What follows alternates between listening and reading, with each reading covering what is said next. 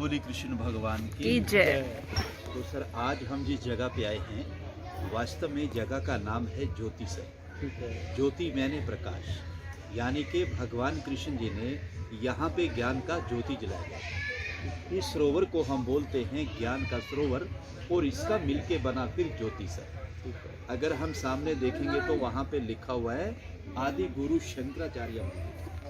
ये आदि गुरु शंकराचार्य जी बताते हैं कि 1200 साल पहले जब उन्होंने पूरे भारत को घूमा, वो घूमते हुए यहाँ पे आए और उन्होंने बैठ के यहाँ पे पूरा मेडिटेशन किया, ध्यान किया, महसूस किया इस बात को, और फिर उन्होंने कह दिया कि भगवान जो कृष्ण ने गीता गाई थी वो ठीक इसी जगह पर ही गाई गई। आज से 5,500 वर्ष जो कि महाभारत का युद्ध लड़ा गया था, ये पूरा ही 48 कोस का भूमि यानी कि 156 किलोमीटर में महाभारत का युद्ध लड़ा गया। बताते जो कि 18 दिन तक चला।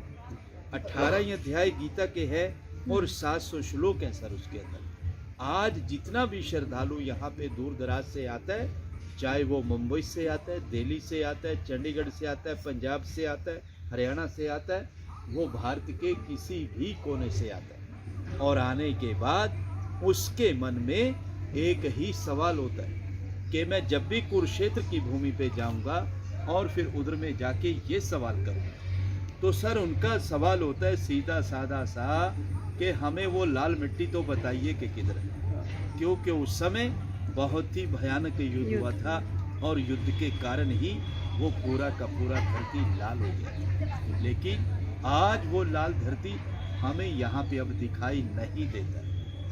उस जमाने में बताते हैं कि उस समय इधर में ना तो किसी का मकान था, ना किसी का घर था, ना कोई गांव था, ना कोई शहर था।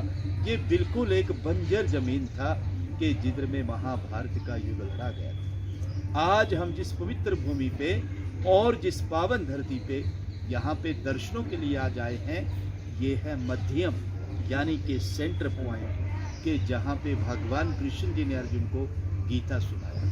जब अर्जुन को यहाँ पे आके मोह गया कि मेरे चाचा, मेरे दादा, मेरे बंधु, मेरे सके तो हैं प्रभु, मैं मारूं तो किसको मार सकूं, तो भगवान कृष्ण जी ने फिर इस जगह से कह दिया अर्जुन अगर तू नहीं मारेगा तो मारे ये सब जाएंगे, इसलिए उठो और युद्ध का तैयारी करो। कहते हैं कि फिर इसी जगह से युद्ध का शुरुआत हुआ और इसी जगह से विराट रूप के अर्जुन को दर्शन भी हुए। भगवान कृष्ण जी ने जब उनको दिव्य दृष्टि देकर अर्जुन को पूरे का पूरा ही ब्रह्मांड दिखा दिया था कि अर्जुन अब तू पूरा ब्रह्मांड देख सकता है, मैंने तेरे को दिव्य दृष्टि दे दी। कहते हैं कि फिर इसी जगह पे आके अर्जुन का जो मोह था वो पूरी तरह से भंग हो चुका था।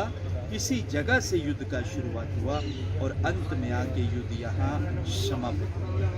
कहते हैं कि भगवान कृष्ण जब इस पेड़ के नीचे गीता सुना रहे थे, उस समय गीता सुनाते समय ये पेड़ भी सदा सदा के लिए अमर हो गया और तभी इस पेड़ का नाम पड़ा अक्षयवट।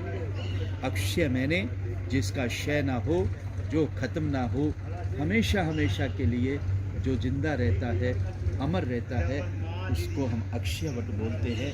बहुत सारे श्रद्धालु आते हैं, पेड़ को नमस्कार करते हैं और जो उनकी मनोकामनाएं होती है वो यहाँ से पूर्ण की जाती है। चारों तरफ से पेड़ का परिक्रमा किया जाता है इस तरह से, और उसमें एक मंत्र बोला जाता है ओम नमो भगवते वासुदेवाय।